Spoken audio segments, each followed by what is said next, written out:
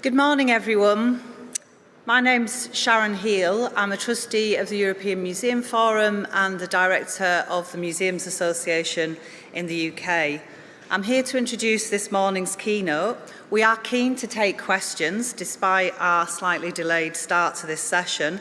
A reminder that you can put questions on Slido, Google Slido, and then enter 1315355. I wanted to just briefly start by saying what a brilliant, challenging, stimulating, and ultimately hopeful day we had yesterday. We talked about polarisation and its impact on society and our museums. We talked about the impact of war in Europe and touched on what's happening further afield, although I think there's more to talk about and explore there. We talked about cultural democracy and what that means for our communities and our museums when the far right are in the ascendancy. We talked about supporting freedom of expression and fostering conversation and debate, but saying a firm no to hate speech. We also talked about repatriation as a form of social justice and rematriation as a form of gender justice. I love that. It's a term and a phrase that's glued into the inside of my brain now. These are all big issues, and my question always comes back to what can a museum do in this space? What can we as museum workers do? Here, I hope, in part to answer that question, we have this morning's keynote. Basil Kursky is the director of the European Solidarity Centre in Gdansk. He is a cultural manager, editor and writer, and much more. And I'm delighted he's here with us today to address the role of European museums in defending universal museum rights.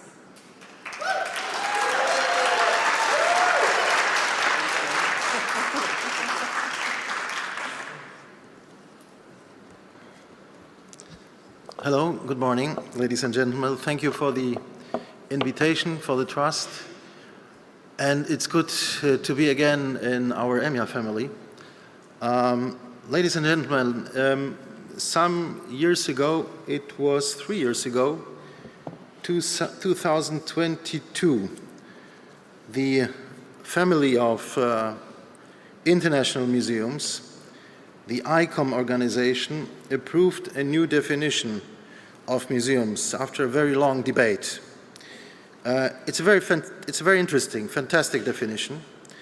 It underlines, you know it probably, so I will not read it, not quote it. It underlined that we are not only preserving cultural material heritage, we are non-profit institutions serving to the society, and the idea of open society, democratic society was deeply underlined in this definition.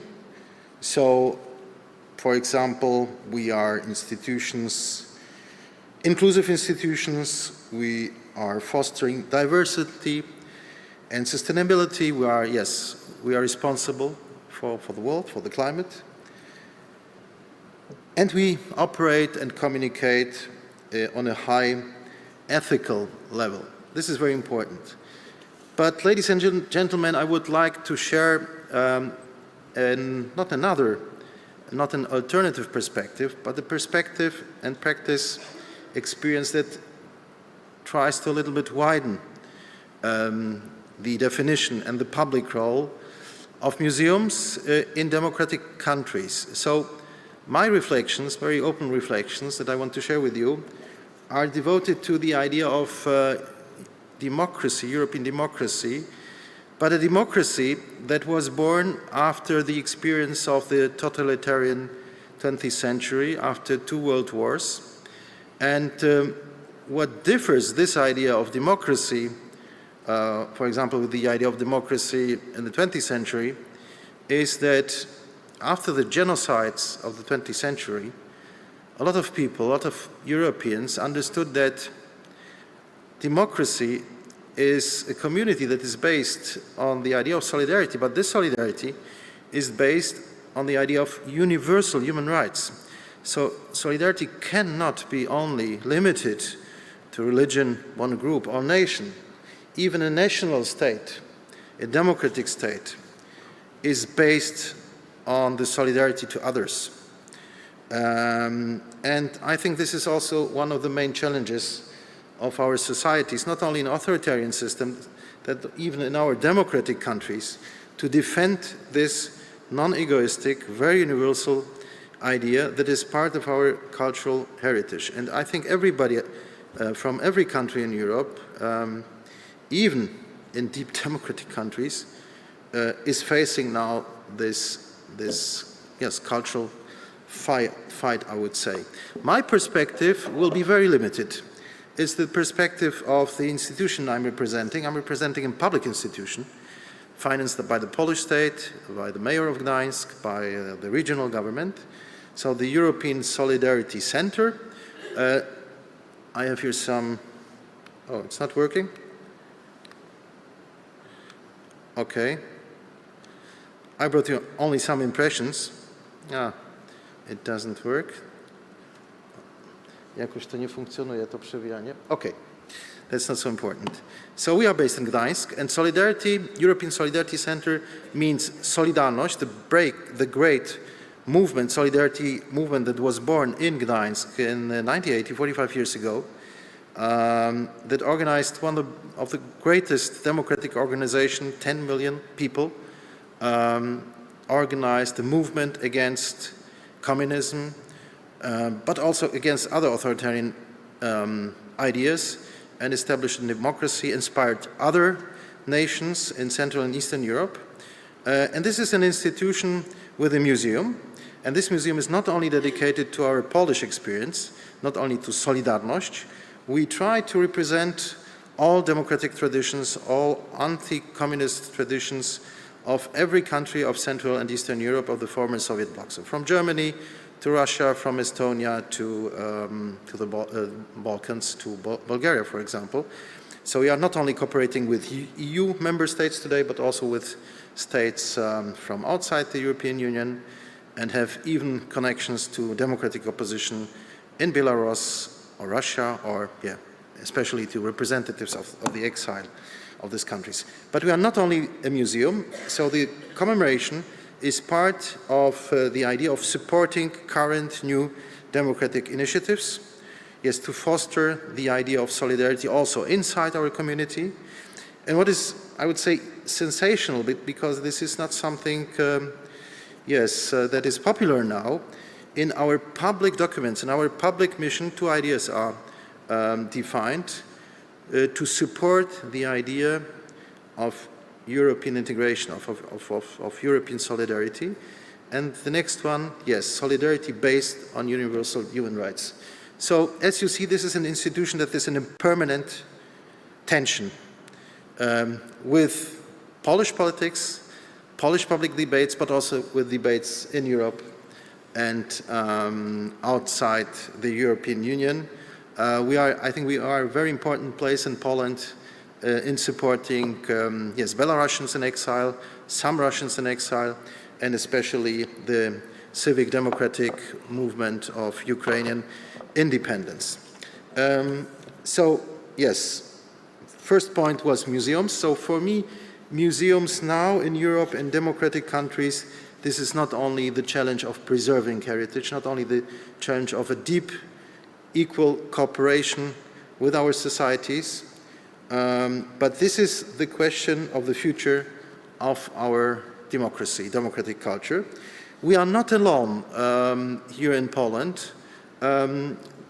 Especially in the last 2 decades, the new democratic state invested a lot of money in commemoration, in museums that are devoted to the very difficult, very negative experience of totalitarian regimes. I would like to remember that we have so strong friends and partners from the Museum of the Polish Jews in Poland, the World War II Museum in Gdańsk that is also here represented, the Silesian Museum that is preserving a multicultural heritage of the region, but also the Municipal Museum, much more older than we, in Gdańsk, in Krakow, in Warsaw, are very focused on the idea of, well, universal solidarity as places of a multicultural history.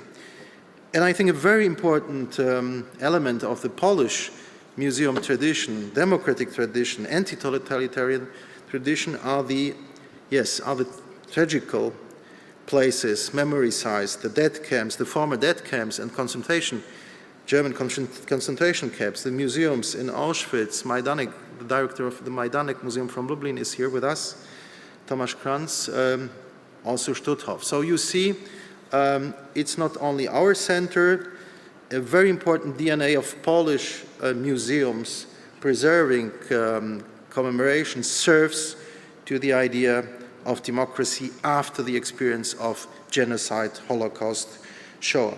But what we are also experiencing now in this Polish transformation, still going on transformation, it's that museums are very, very important non-commercial public spaces, meeting places in towns that are becoming very commercial.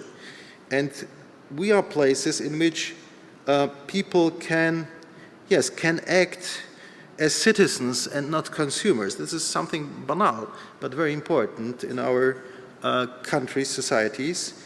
We are, yes, as we mentioned also in this definition, places of civic equality. We are places of social integration as public institutions. And what is now very important, we are places of meetings of different generations, and this is very important, different cultures, different nations. So I think we have a very, very important role, not only looking back, but also looking to the future. My second point is I would like to share with you some impressions about the current political context of the work of museums in our European democratic states. So first of all, and this is 2022, but also 2008 in Georgia, unfortunately, military warfare has again become a tool for achieving political goals in Europe, not only on other continents. For this reason, our Polish democracy is, for example, modernizing our army. We are spending massive resources on its development, and it's on our interest to have a strong NATO solidarity, NATO alliance, but also the solidarity of other democratic countries. The war that our neighbor Russia, Gdańsk is located in the neighborhood to Russia, like Białystok, but Russia with its allies, China, Iran, North Korea, but also allies inside our countries, our democracies, is also a political, cultural war. This war is European and global in scope. Putin's aim is to weaken the Western alliance, the democratic alliance of democracies, and even disintegrate European Union, NATO. So it's not only the aim, the goal of Putin is not only to improve its imperial power in the post-Soviet space, it's much more. It's a fight against the European democracy. Third point, the instrumentalization of memory to legitimize authoritarian politics. So collective memory, the culture of memory is a very important field of this conflict. It's not only this conventional war we are observing in Ukraine, it's much more, it's unfortunately, a cultural war. An important area of this war is the conflict over memory and cultural competences. The war of Russia, China, Iran is a fight for authoritarian regimes against the effects of the democratic and civil revolutions of 1989, 1991 in Europe, so democratization of Central Europe, the breakdown of the Soviet Union, the independence of Baltic states, of Belarus, Ukraine, but also it is a fight against the effects of later revolutions, the very important Arab Spring of 2011, So from my part, my mother is not only Polish, my father is from Iraq, so I cannot talk about European museums not looking to the Near East, to Israel, Syria, Iraq, Lebanon. That's also part of my perspective. So also this Arab Spring was a shock for the authoritarian regimes. Putin understood quite well the effects of this revolt, but also the Ukrainian revolutions, especially the last one, 2014, the Ukrainian Euromaidan. This was a referendum for European integration of Ukraine. It is a war against the European order of 1989, the second birth of Europe, and also the new birth of transatlantic alliances symbolized by NATO enlargement 1999, but also the Eastern enlargement 20 years ago. It is a war against the idea of democracy and solidarity, as I underlined, introduced, solidarity based on human rights, but it's also a war against those people who don't like an international order that is based on the idea of Yalta, a world that is divided in spheres of influences of superpowers. We experienced this in February when Trump, for example, met in Washington Zelensky. We experienced the American government that is interested in dividing the worldwide order in spheres of influence of authoritarian or democratic superpowers. This is not the interest of democratic European nations, especially here in Central Europe. We don't want that other countries, other superpowers are making decisions on our fate or on political way. Why I'm talking about this political context, in the context of museums and memory or commemoration? Because this conflict is a war on history and its interpretations. It is a war against civic competences. It is a war using disinformation and testing our civic competence. The historical content of Putin's war is the defense and imposition of an imperialistic interpretation of Russia, Russian culture, Russian history. Putin is also defending Russians' right to influence the neighborhood or even occupy countries. So here's, for example, testing our European competences. Do we understand the history of Ukrainian nation, of Belarusian?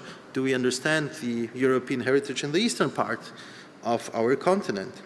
This is still also a conflict about the interpretation of the Second World War. Putin tries to exclude Russia from the responsibility, for example, for the outbreak of the war and the alliance of Hitler. It was the alliance of Hitler with Hitler that gave the Nazi regime 39 the possibility, the chance to conquer Poland, to start the Second World War, but also to conquer the Netherlands, Belgium, and France. Stalin was still 49 the alliance of Hitler. Very important in the Russian current propaganda is still the relativization and blotting out of the crimes of communism, also to relativate its own crimes as an authoritarian regime. And Russia's propaganda is supporting not only nostalgic attitudes in the East, but also in the West, also the Western nationalism.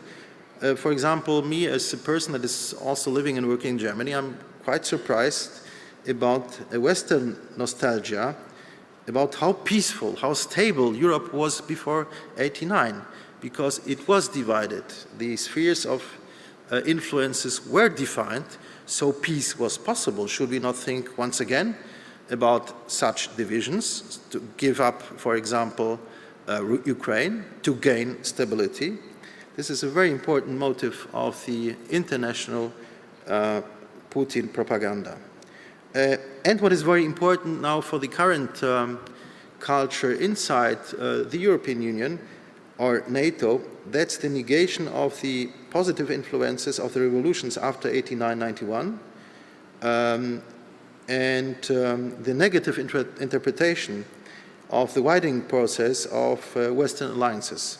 You know it, neo-imperialism of America, European Union, connected with the enlargement of NATO and in EU. And a lot of people forget how difficult the debates were in the countries that wanted to be part of the European Union, how difficult the debates and nationalistic sometimes were in Western countries before the EU enlargement. And it's also, the American states were not willing in the 90s to enlarge NATO because it was so focused on international stability and peace and also cooperation with Russia. Ladies and gentlemen, as I mentioned, Putin is testing our cultural competences, and I like to refer to 4 European voices about, yes, what does it mean? What does cultural competences mean, especially in the field of the culture of European memory?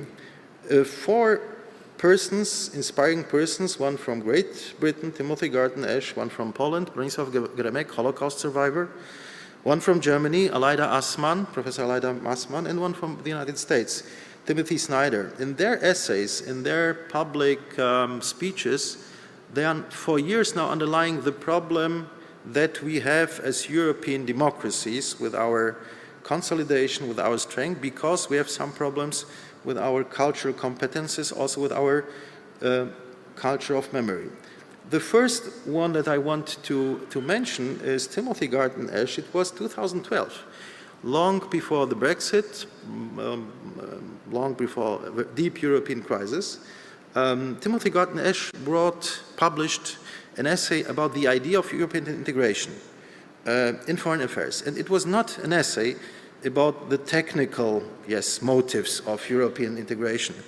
It was about European responsibility for human rights. And his essay started in 1943. His symbolical starting point of the European integration, it was a dialogue with the readers, was the Warsaw Ghetto Uprising in 1943. Because for Ash, not only for him, it was the deepest point, not only of German culture, but also of European culture. Also the experience of isolation of the Jewish fighters against the Nazis. And what he underlined, that after 1945, the architects of European integration thought not only in very practical terms of national interests, economic interests, political interests, but the memory of the Holocaust, of the genocide, of the war, brought them together, was a very important basis for the idea of European solidarity. And the thesis of Timothy Garton-Ash 30 years ago was, okay, now it ended because of the generational change. That's something natural. That's something normal. And we have a problem because we lost a very important part of our political identity. And he was very, very, very pessimistic. The question now, another question is probably the war in Ukraine, the fight for democracy in Ukraine, something new, a new experience that brings European together. But this is another topic. A second voice is of a Polish, very important scientist, Professor Bronisław Geremek, historian, but also one of the leaders of Solidarity and one of the democratic ministers of the Polish Republic. After his long political career as Minister of Foreign Affairs, he underlined that as a very active politician, he understood how important culture is, cultural competences. And he referred it especially to the experiences and also to the history of neighborhoods, especially the very difficult path of reconciliation, Germans, French, Polish, Ukrainian, Polish, German, and so on and so on. And his thesis was a sense of cultural proximity is very important to build strong political alliances. Without, political competences, the feeling we are together, historical competences brings our experiences brings us together. We don't have strong political alliances. The third voice, very important, it was a book published 5 years ago, is the wonderful German scientist, Professor Aleida Assmann, who published a book about European, identity. What is European identity? What is European integration? And what is the path of the European integration? And she underlined that Europe has two sources of integration, or two DNA of integration. That's first of all, as I mentioned, the reflection about the Second World War, so starting point 45, but also what is very important, 89. 89 as the second moment of the second birth of Europe, so the communist experience. So the two experiences, communism, totalitarian fascism, 45, 89, are a common heritage, and he underlined, that we still don't have the competence to combine these two. This is a very important one also for the future. And the last one is Timothy Snyder. I would like to refer to his book that he published during the first term of the presidency of Donald Trump on tyranny. And Tim's tried to define 20 lessons from these totalitarian century that are crucial, that are important for our 21st century, because his definition of history and also of museums is we are defining lessons from the future, from the past for the future.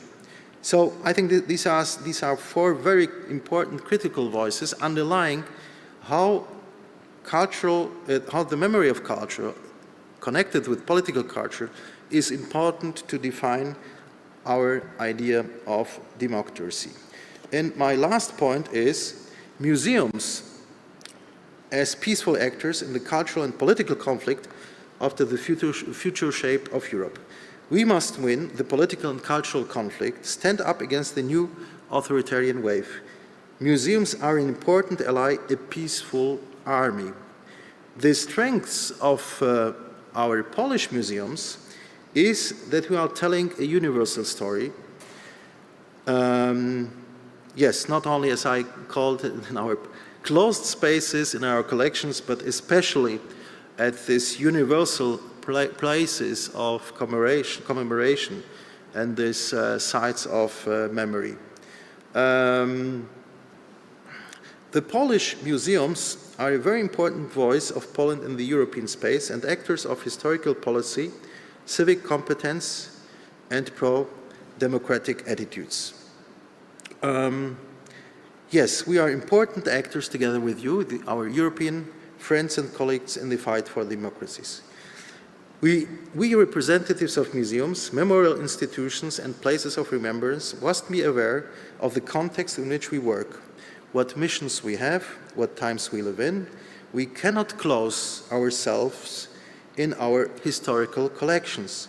We must open ourselves to the future, defend the values of democracy, the idea of solidarity based on universal human rights, and our democratic European order. But we need a widespread political awareness of how important the work we do is. I think we still don't have it.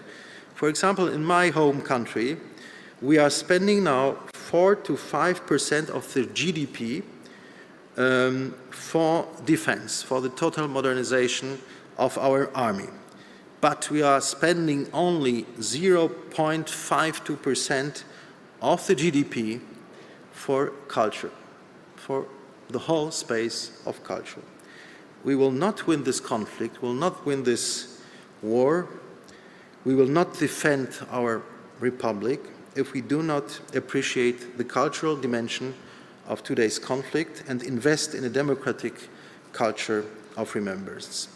Thank you very much. Thank you for your attention.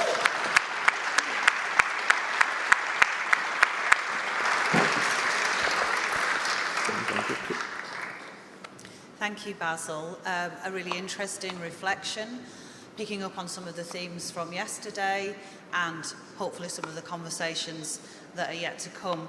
I want to start with a very big question, Basil, and you've addressed some very wide topics and themes. And I say this, humbly from the point of view of coming from the UK, and we're an island and often very inward-looking.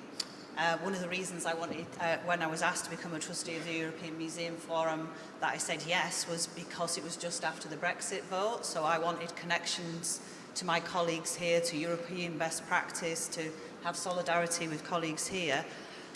But my question is based on one of the questions that's come through on Slido, is do we need to look beyond the borders of Europe for solidarity? Because, as we know, there are some big challenges in the world in terms of Palestine and beyond Palestine, Sudan and other areas of geography. So if one of the issues is that we've become a little inward-looking and maybe hostile to people who are coming from other spaces, do we need to express our solidarity with those that are currently struggling for democracy and freedom?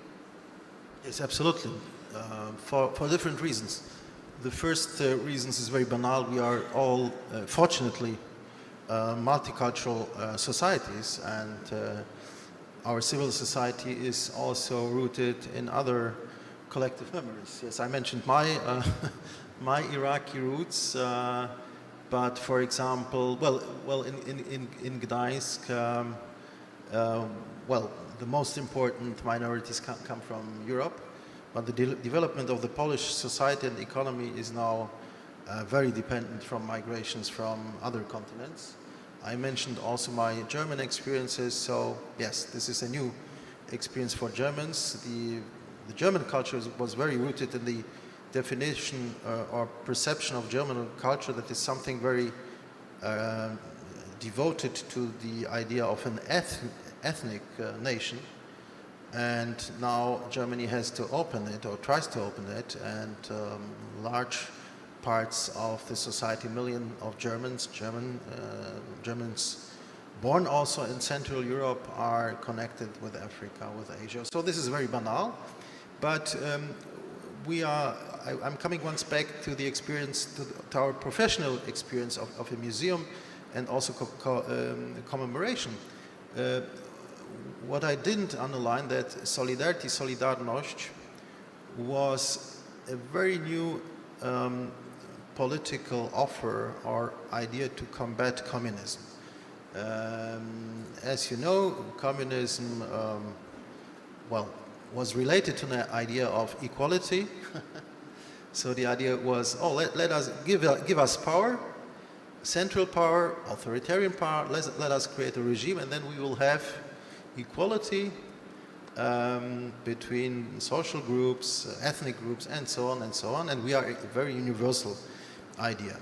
And what was new in 1980 when Solidarity was born, that workers like Anna Walentynovich, Lech Wałęsa, changed totally the idea of equality. They said, you're communists, you're not representing really the workers. And we don't want to have an alternative regime. We even don't want to create our regime. We understand, it was 1980, so at the end of the 20th century, that only universal human rights and also pluralism, a democratic society, can guarantee this also personal rights. And we are not accepting this game with you. And we are establishing now a very Polish, but a very universal movement. And what was the effect? It had not only an effect on Central and Eastern Europe, but it was widely connected with other regions. For example, not directly, but in a cultural sense, with the apartheid movement in South Africa. There was a very strong support from Latin America, from intellectuals like Vargas Llosa. And what is very important, it had an impact on other non-Soviet communist regions, especially on China. So every day, yes, and in some days, in 1 week, we will remember the 4th of June 1989. This is the moment when a first semi-democratic parliamentary election was organized in communist Poland. And Solidarity won it. Communists lost their legitimacy. But this is a date that is very important for the world history. At the same time, at the same day, the Communist Party killed the peaceful protests of students and workers in China and established a totally new, a cynical regime, communist, capitalistic, global. So, for example, on the 4th of June on the 4th of June this year and every year, we are commemorating together with our Chinese friends. So, devoting to human rights means a responsibility also for universal commemoration. And this is also typical for the places I mentioned, especially these tragical former death camps and so on. We are not only commemorating the victims at this place, but yes, we feel responsible for something that is very universal. And we are facing in our country, not only in Great Britain, not only in Poland, that because we have so many global problems or challenges, populistic politicians are proposing, okay, let us accept them, but let us limit the responsibility. Let us think only about the solidarity inside our nation or inside our religion. This is the point. This is very dangerous for us. But we have the freedom to underline the universal solidarity. And I think culture is universal because culture is about one identity, the human identity. This is very simple. Yeah. Thank you. And this is linked actually, and it's a question that's come through. And again, I kind of reference it to my experience in the UK. And it's about empathy and solidarity and the relationship between the two. So it was the case in the UK when there was the invasion of the Ukraine and there were Ukrainian refugees came to the UK, that many people opened their doors, opened their houses, many museums were involved in supporting Ukrainian refugees. And there was a media narrative at the time that they looked like us. They look like some of us, you know. And just before then, there had been some Syrian refugees who eventually made it to the UK who didn't get quite the same welcome. So I think there's something in this question about what is the relationship between empathy in building solidarity, and is it possible to have solidarity with people if we don't have that baseline of empathy? This is a very difficult question. Well, I think, as I mentioned, a very important role of us is we are open spaces, non-commercial spaces, but it doesn't mean that we are waiting for our partners. We have to look for them. Yes, we experienced the same like you, 2015, the wave from, especially from Syria, then later from Afghanistan. These are the non-welcomed migrants. And from the British and Polish perspective, it's really strange because Great Britain, together with the United States and especially Poland, Polish troops were, for example, participating in the failed democratization of Iraq. We had their troops, 10,000s of people. We are responsible for the development of this country, for example, Iraq, Afghanistan in the last 2 decades.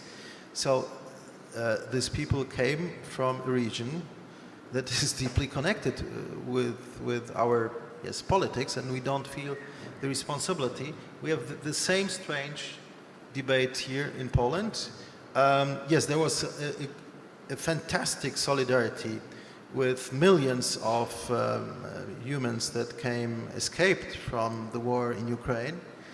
But unfortunately, now, 3 years ago, you are now in Poland, and we are facing a deeply anti-Ukrainian campaign by the Polish right. And the Polish right, extreme right, won the first round of the elections. This is a shock for us because what we learned in the 20th century, Stalin, Putin, other dictators are deeply interested in hate and in the conflict of neighbors. And solidarity means really very concrete to defend our lives and our sovereignty. So, but now the atmosphere is deeply changing. The reasons are very different.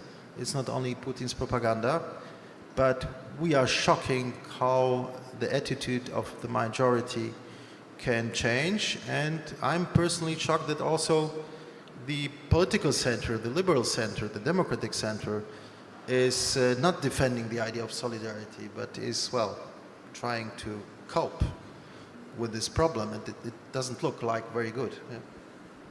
Thank you. We're coming to the end of our time and we are running over because of a late start, but I just wanted to link to some of the questions that have come in, a very tangible set of questions. One, what does the European Solidarity Centre do? Give us an example. And also, what can museums practically do to defend human rights? Well, to answer brief, the first idea was to open a museum, a classical museum with all its competences, education and so on and so on.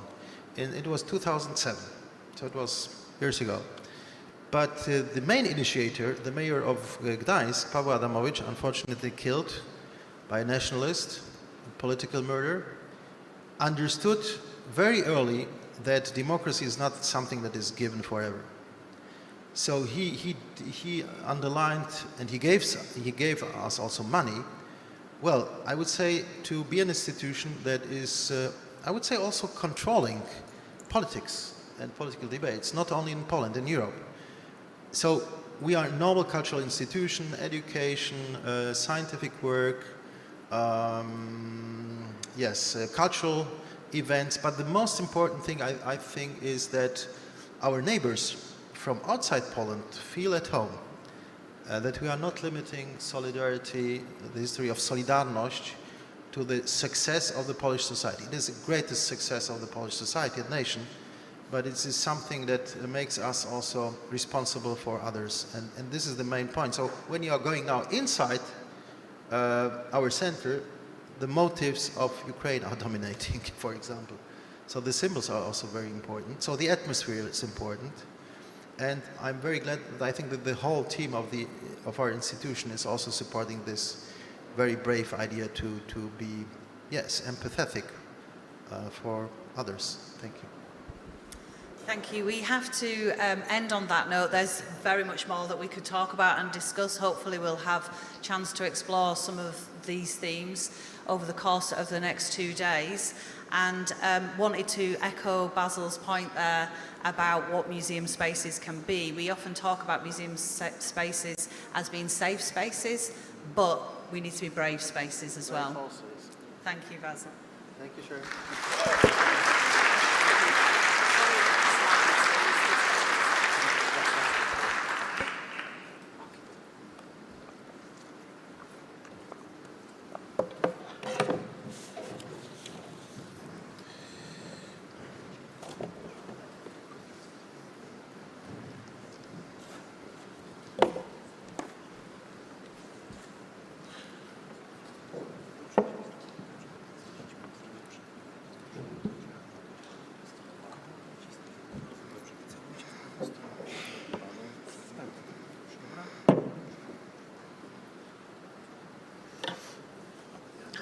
Ladies and gentlemen, since we are approaching to the lunchtime, we still have one panel at the front of us. I would like to invite you for the discussion dedicated to the innovation, but innovation in a very specific, understood in a very specific way, understood in relation to the nature, biodiversity, and our environment, innovating for a sustainable future. And I just want to point out that we are going to discuss how we humans, there are 8 billion of us on this planet, transformed our environment and are transforming it almost every day. But despite all of the problems that are coming from this everyday and ongoing transformation, we have museums. And museums today are an avant-garde of defining and discussing the relationships between our culture and our nature. So I'm very pleased and honored to have this privilege to invite on the stage the representatives of 4 very brave institutions that are dealing with such problems every day. First of all, let me invite to the stage the representatives of the House of the Volcanos from Lanzarote, Isabel Betancourt and João Antonio Bacalado. Please applaud our speakers.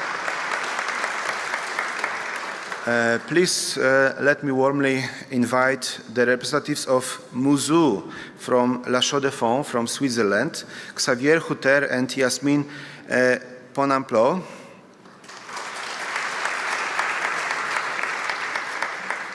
Please let me invite Andreas Burri, who represents the Glacier Garden from Lucerne. And last but not least, please let me invite Britt-Lisa Skjelvale from Oslo, from the Natural History Museum, representing the University of Oslo.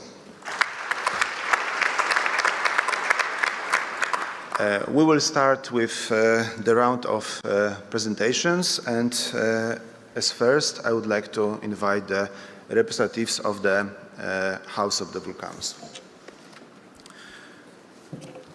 For changing, please, in this direction. Okay, thank you. First, I want to thank you to the organization. For us, it's a great honor to be here. So thank you very much. So, no.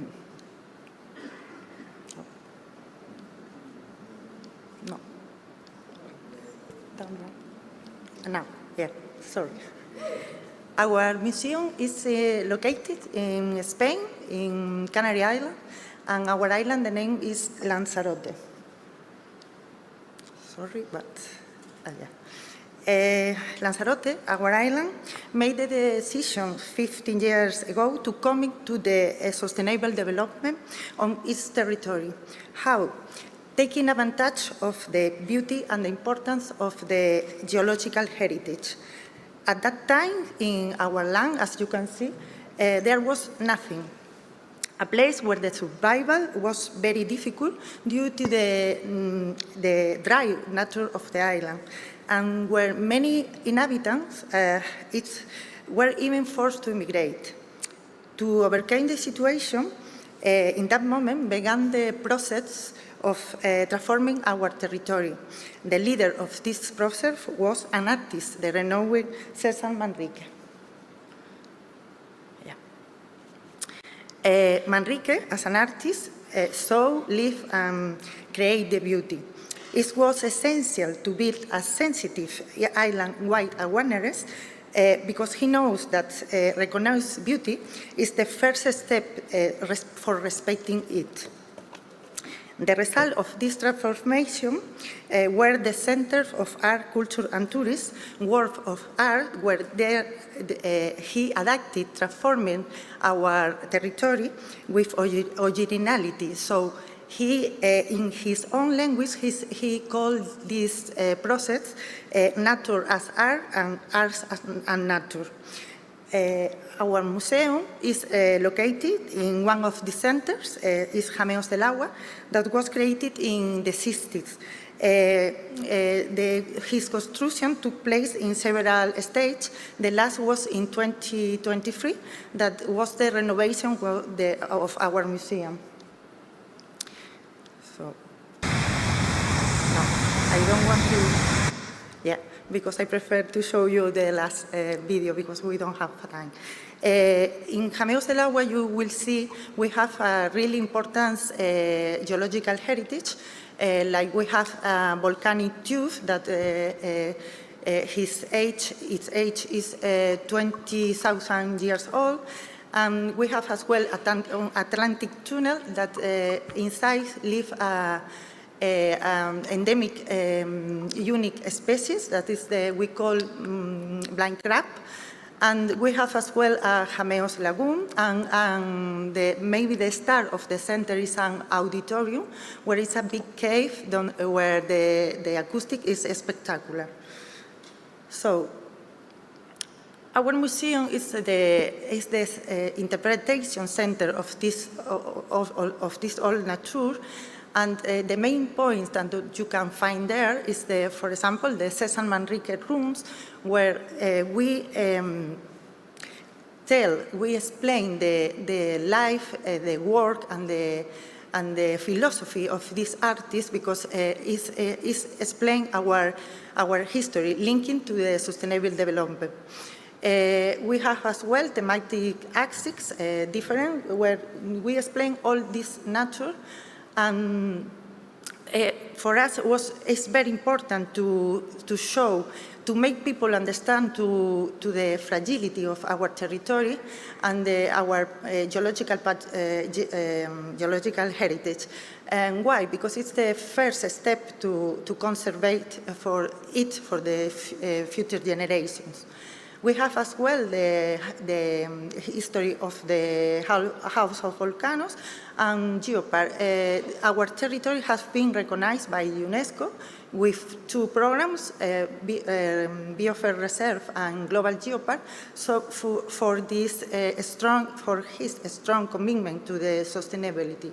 We collaborate straight with these both programs.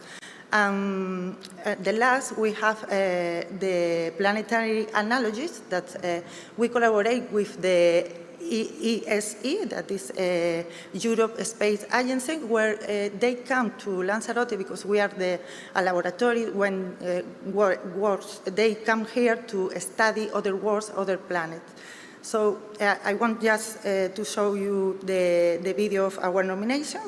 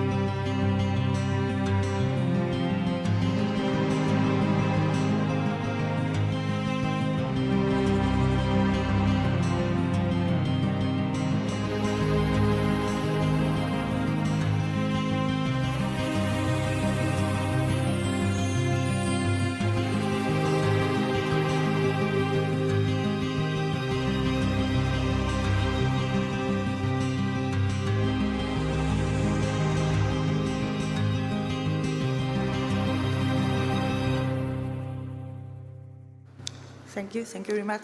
Dziękuję.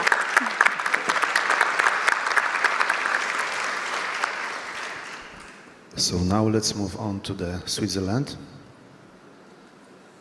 But we'll have two Swiss presentations. We start with La Chaux-de-Fonds and with Muzeau. So the floor is yours. Thank you. Panie I panowie, drodzy koledzy, dzień dobry. Ladies and gentlemen, dear colleagues, good morning. I'd like to say how honored we are on behalf of the whole team of Muzeau to be nominated to EMYA2025. Our deepest thanks to EMF and EMYA teams for their trust and kindness. Ladies and gentlemen, let me tell you a story.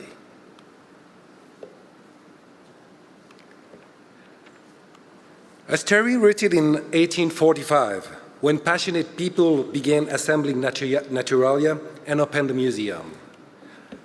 A story that grew in 1891 with the founding of a public zoo, a story of ambition, clothes threats, and rebirth. In 2022, our story took a bold turn with the creation of Muzeau. After a financial crisis, the museum was doomed to disappear. Yes, even in Switzerland, public funding isn't what it used to be. Muzeau emerged not just to survive, but to reinvent what a public institution can be, a small institution in a small town, but with big mission. By preserving the museum and reinforcing the beloved zoo, we commit to maintaining small-scale institutions rooted in community life. Small scales mean accessible. Locals can visit regularly, and people from abroad are still drawn in. At Muzeau, visitors experience a lush park, a beautiful zoo, a daring exhibition, a lot of meaningful events and empowering learning activities. These moments blend sensory and scientific, playful and creative, to offer something truly transformative. We want people to reconnect with the living world, to slow down, to wander, and maybe to start afresh. Everything we do deserves the same goal, to build a more sustainable future. And now, I invite Yasmin, head of Museau Zoological Sector, to share some concrete example. Hello, everyone. Thank you for having us. I'm very overwhelmed because for being in front of you here, but also because our subject, our topic is very different from the ones we have heard until today. So I hope you will hear us out with an open heart. So Muzeau's aims to question the complex relationship between humans and their environment, offering everyone the chance to experience direct contact with other creatures, whether naturalized or living. We seek to strengthen the relationship between humans and non-humans. Muzeau's main aim is to raise awareness to the major loss of biodiversity that we are currently facing. The main exhibit of the museum examines what scientists call the sixth mass extinction. Through exhibition and scientific mediation, while being face-to-face with endangered species, visitors are encouraged to find solutions for themselves on how they can contribute to a more harmonious and respectful relationship between humans and other species. It is a free and public zoological park. People visit it frequently for lunch breaks, for the playground. It is part of citizen daily life. There is a very deep local attachment of the community to the site. What are our missions? Museum strives to reach the standards of the European Association of Zoos and Aquaria, which are research, education, conservation, and recreation. All these aspects are equally important. Discovery and learning through fun helps visitors to become more aware of animals, science, conservation, and sustainable environments. Live animals arouse emotions and question visitors and are incredible ambassadors for their own species, but also for all the other species they share their environment with. At Museum, we participate in EASA breeding programs for local European species and other species like the Carpathian lynx, the European otter, and also the African dwarf crocodile. These ex situ programs ensure viable captive population. We talk about and show how invasive alien species introduced by human activities in an environment that is not originally theirs have become one of the 5 most important direct drivers of biodiversity loss globally. We also focus on the illegal traffic of wild species, one of the most important threats wildlife is facing on a global level. Our Asian small-clawed otters and many of the individuals in the vivarium are species whose survival is severely impacted by the illegal pet trade. We have many rescue animals that have been abandoned or seized by the local authorities for bad husbandry. In the vivarium, you can meet our 2 Parsons chameleons, the world's largest chameleon. In association with the local NGO, we contribute financially to the research on this species biology in Madagascar and make the species known to the general public.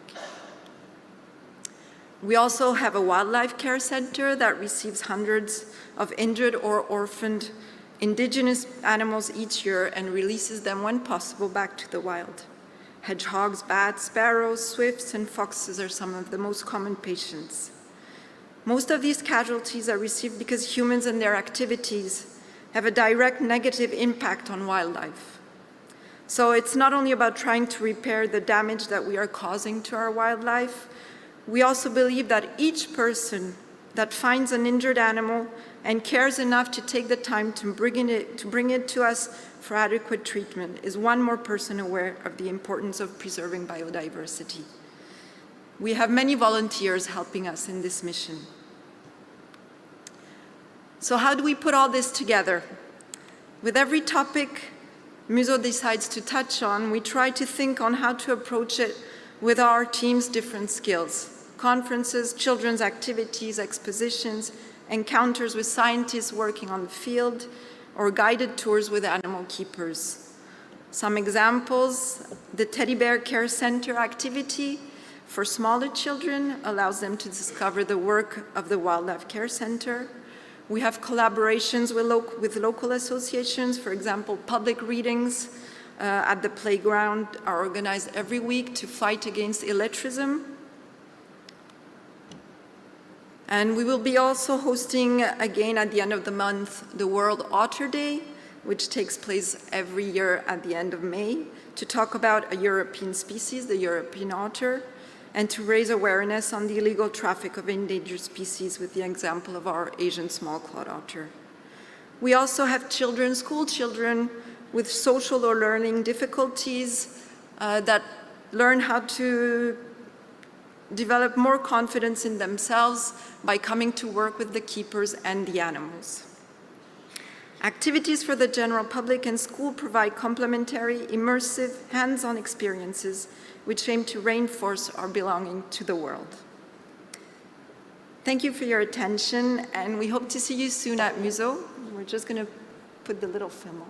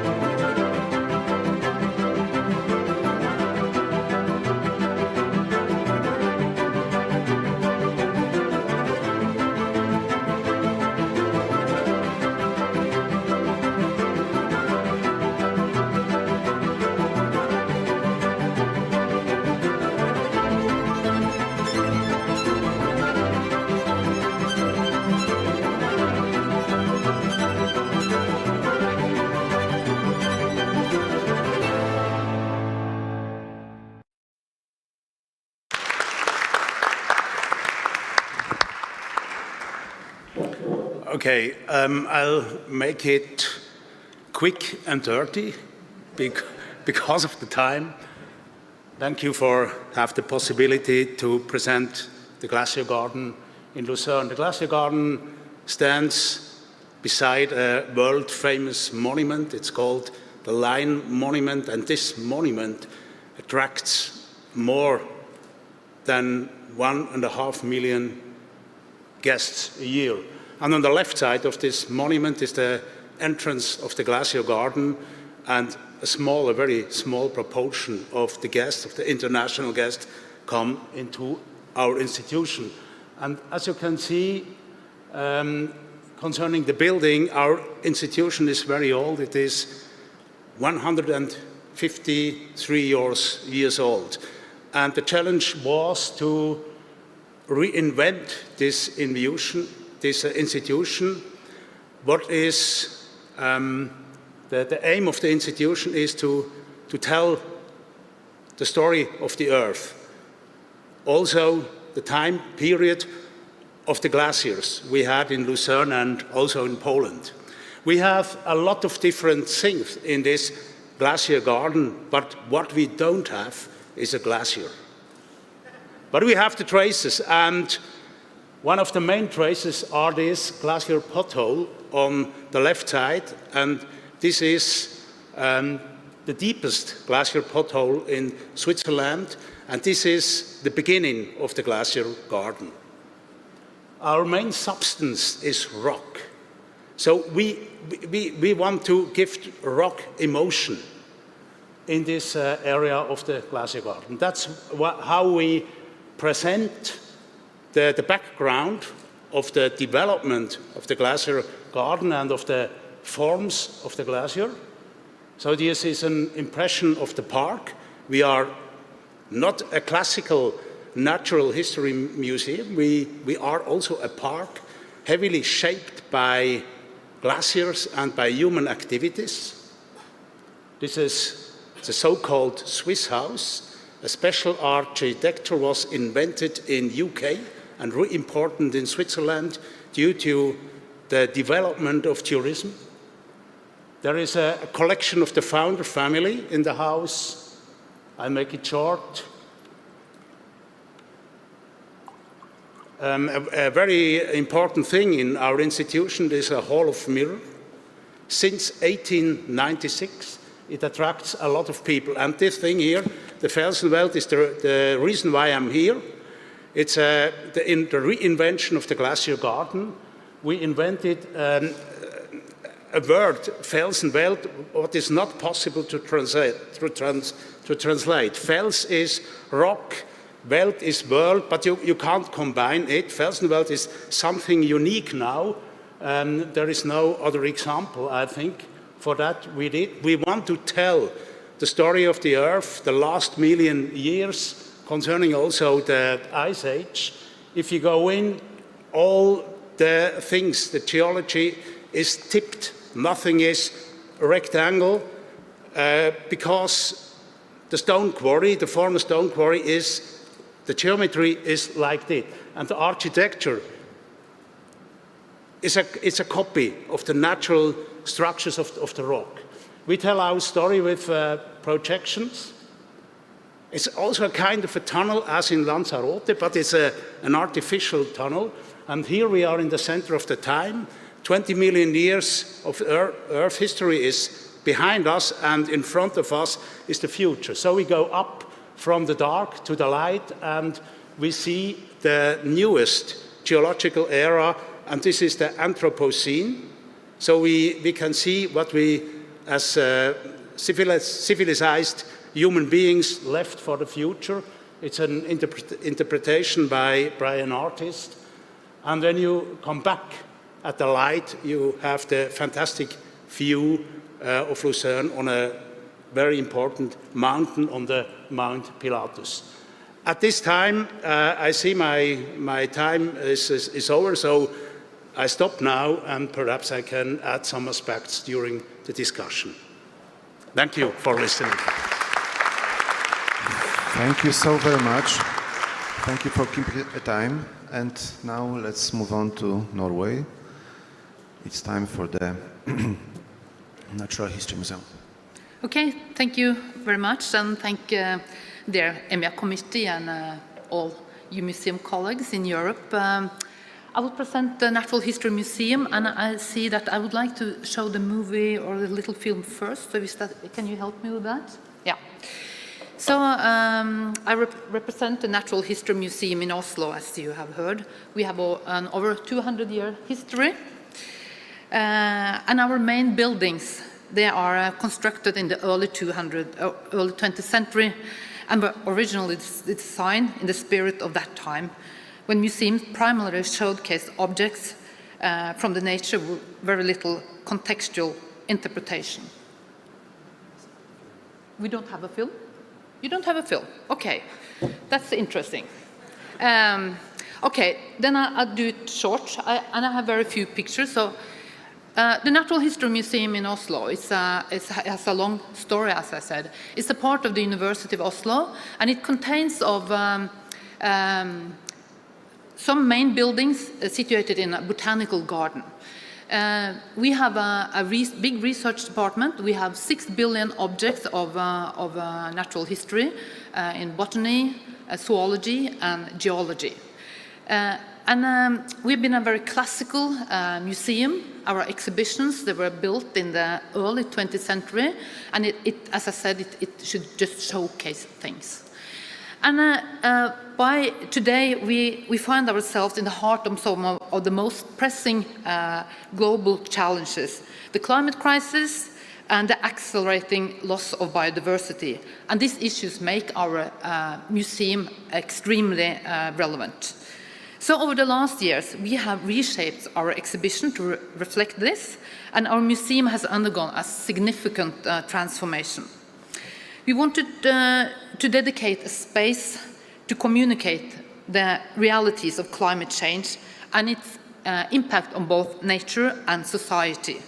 And we wanted to modernize the exhibition on geology and paleontology and making them more accessible and meaningful, to better convey the history of Earth, the significance of evolution of life, and the human's place in this story.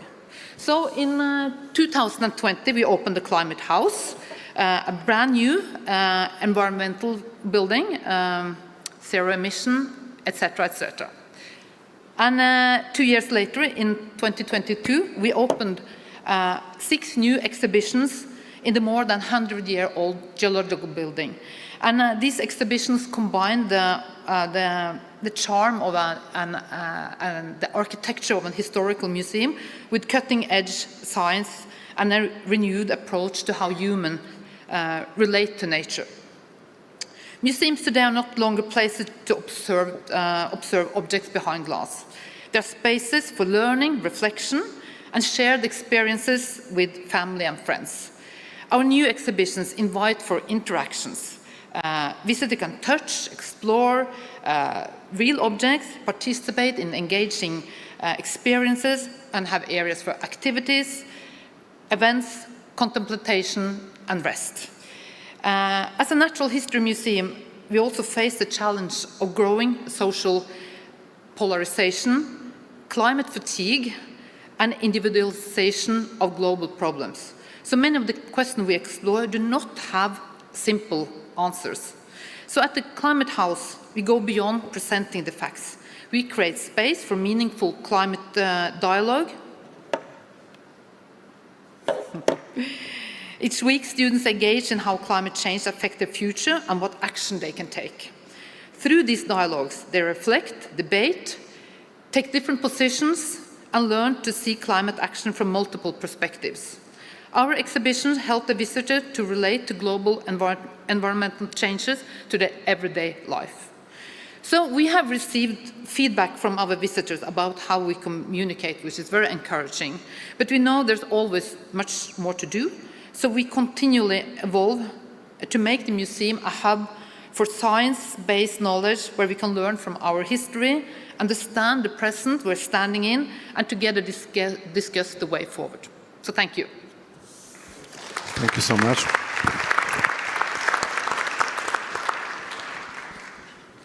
I see some questions on the Slido already coming. We have limited time, but we still have some time for the discussion. And I would, before I start asking the questions from the Slido, I would like to start with one general remark on the question concerning the innovation, the main topic of our panel. Which of the cases that were presented are the cases of the museums, institutions that went through some major change, transformation, new exhibitions been presented. So my question is how we should approach today the concept of innovation in relation to nation. I guess you all have been struggling with this very issue, so I'm really curious of your experiences in this matter. Maybe we should start with Oslo this time? It's on? Yeah. Okay, I think all the presentations we have heard here these 2 days is about innovation in exhibitions and how we communicate with our public. So, and as I said earlier, museums were more like a showcase. And today we interact with the public. And our innovation is, we have long processes with the public before we make new exhibitions. The climate change or the climate house, we had school classes, students discussing on the forehand how do they perceive climate change, and actually that learned us a really lot of things. So it helped us to shape the exhibitions a lot. So this one innovation is to include the audience or the public in the making of exhibitions. Thank you so much. And a similar question to Glacier Garden. Thank you. In my opinion, innovation should trigger deep emotional events, and this makes nature meaningful in a personal way, and this is the basic of intellectual interest, understanding and acting. So emotions are in the center, I think. Thank you. And what about animals? Yeah, we are innovating by putting live animals and naturalized animals together. We are also trying to get some emotion to the people, but we are innovating because we are not really looking backward. We're looking forward. Our house is burning. I just saw the question on Slido. And we are facing the 6th mass extinction on the Earth. But it's the first time that it's caused by human activities. And we are at the top of the cliff, and we have to slow down and to find some solution to just reconnect to nature, to reconnect to the life, to reconnect to the basic needs of human. Okay. And what about volcanoes in this matter? As we saw in the video, Jameos del Agua is a center of art and nature and art as it's created to describe it. So in the island in the 1960s that was built, there were a little on the island, so many people had to emigrate to survive. So the artist had a vision to transform the island, through art. So ensuring both conservation and sustainable development. So we have a real challenge to renovate the museum in this context. But we saw it as an opportunity to tell through cutting-edge technology, to tell the story of the island and its transformation. So the island is recognized by UNESCO, both Biosphere Reserve and Global Geopark, and is a clear example of sustainable development. And our museum receives more than 700,000 visitors per year. So we share this message in two ways. The first, showcasing our geological heritage, because to protect it for the future generations, we must first understand it, and second, telling our story, the story of how sustainable development was achieved in the island through the integration of landscape and culture. So this is a message that is very important nowadays. So in this context, innovation is not about imposing, but about revealing. It's a tool to spark critical thinking and respect for the natural processes that shape our planet. Thank you so much. I see growing number of questions coming from Slido. So let's go back to Oslo. There is a question about the attitude of different generations towards the especially climate crisis. Are the young generation and the older generation is engaging in this issue in a similar or equal way? Well, the young generation have had a very strong engagement in climate change and been very angry. You have seen a lot of engagement in this. And what we are thinking now is that there's a kind of fatigue around it, because there's the feels that we know so much and still we don't do the right things, or we don't do enough. So the older people are more taking in the information, but the younger people has a much more engagement than in the question. So yeah. Okay. This is our hope and our future, the younger generation. Let's learn from them. But I have also a question specifically to the glacier garden. Due to the natural landscape accessibility, it must be a challenge. How you try to address it with your latest project, the accessibility to the landscape, the glacier. Who can actually access the site?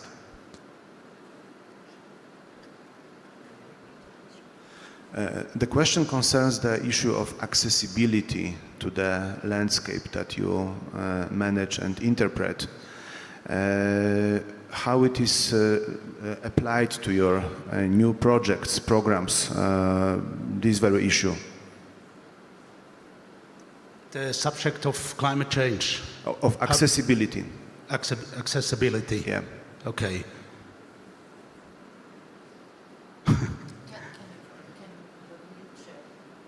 Okay. It's an easy question. Yes. Okay. It's a big challenge because the glacier garden was a stone quarry, and now it's a beautiful garden. And how to make accessible a garden, a stone quarry, accessible for wheelchairs? It's not so easy.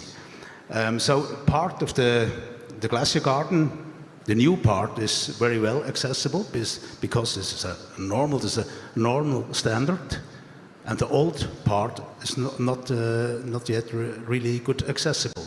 So this is a project for the future. So we are in the process. Thank you for this answer. And let us move on to Muzu. There are some questions concerning your mission, and I guess the new programs that you've been developing in the recent years has to be addressed to the question to stand for the animal rights, or to somehow keep some elements of the models from the past of how animals were treated. Zoos are bringing many tensions today. There are questions about our attitude to the animals. So what is your answer to that? There's no right answer because it depends on your personal feelings. Zoos around the world attract millions of visitors each year. And the glance on non-human animals has changed a lot in the past years, and it's a very good thing.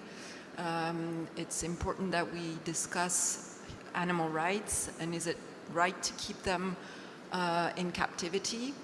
Modern zoos need to explain better what are their missions and how they go about protecting the species that are endangered in the world.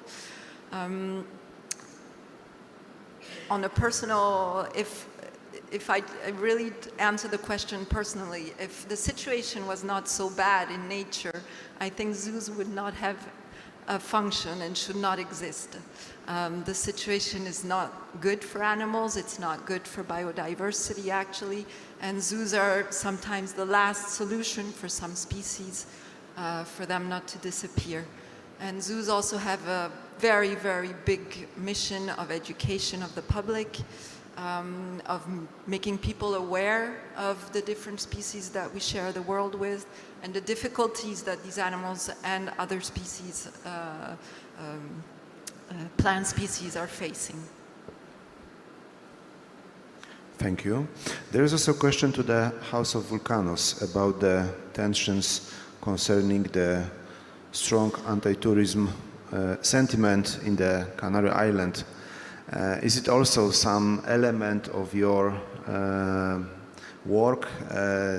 Does this sentiment has an impact on your everyday work?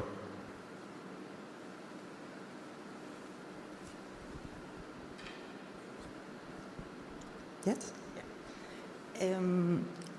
We have multiple educational activities to raise the awareness of the younger generation. So in our case, the children, they are learning about volcanics where they live. And they learn about how this volcanics in the past were cause hardship and disaster, but today, nowadays is the main attraction, tourist attraction, and it's the economic driver. So they realize that our landscape is the first step is necessary to conserve it, because it's very important for our life. We have as well many scientific programs that we look for the involvement, the engagement of the several stages of the population, because for example, we have a citizenship census that the participants are tourist professionals, school groups, volunteers that they, for example, they count and monitor the population of the blind crab that we saw before. So in this way, they know the big value of this biodiversity that is unique in the island and in the world because it's endemic. So we look for the awareness of all these people to preserve our future. Our time is limited, but I will still take the opportunity to ask one question about the discourse of the non-human actors in our environment. I would like to ask you how this discussion about, let's say, equal or more equal relations between us and the nature, us and the animals, us as the natural reservoirs, how it is implicating your activities, how it is somehow changing the activities of museums like yours nowadays. Who would like to start?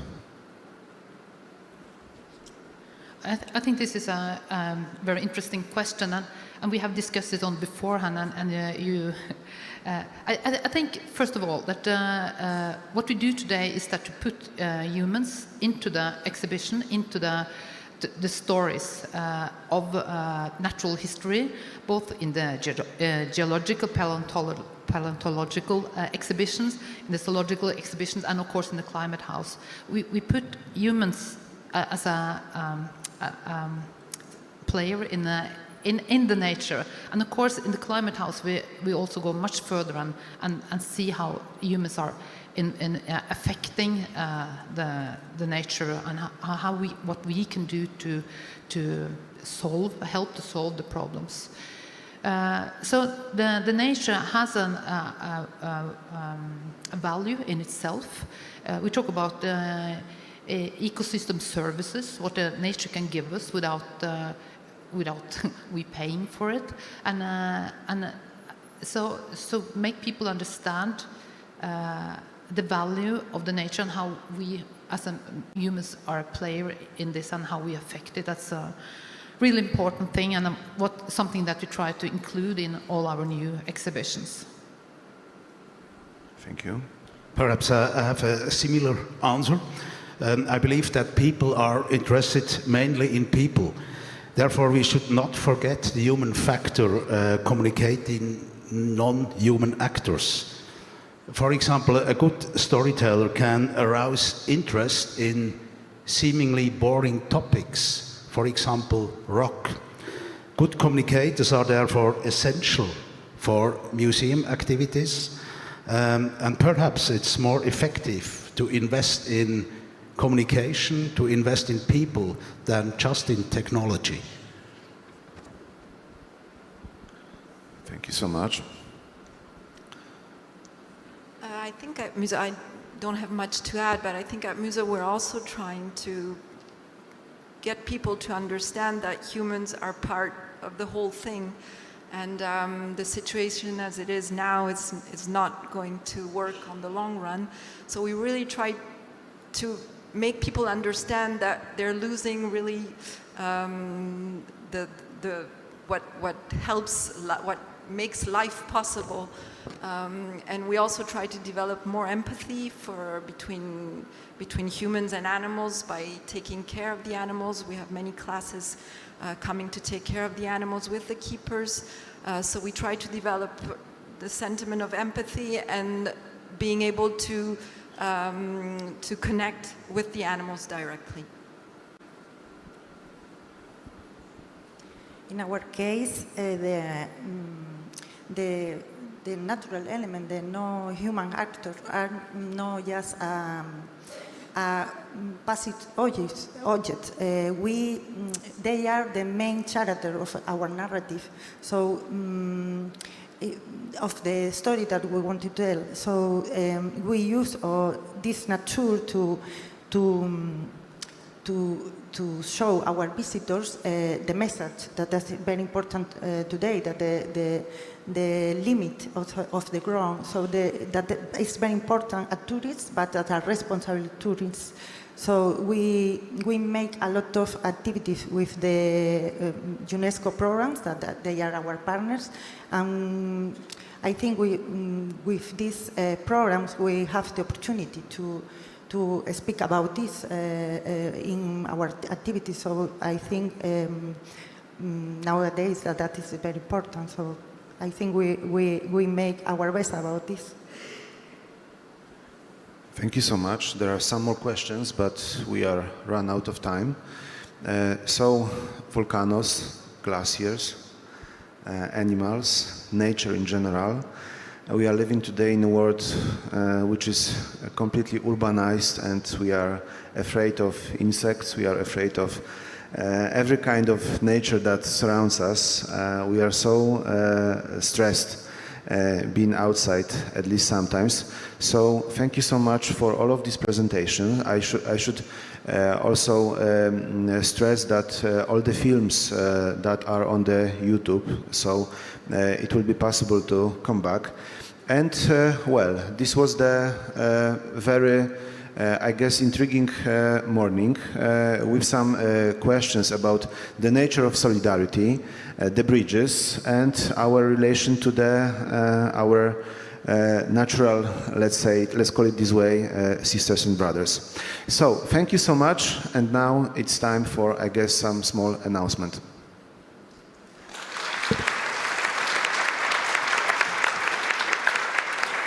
Ladies and gentlemen, as you can see, I lost my friend, but I have an idea where might he be, because it's the lunch break starting, so we have time till 2 p.m.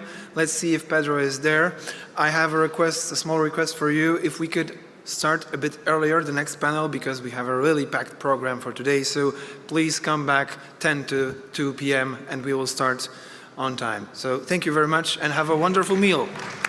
It's in the lower lobby.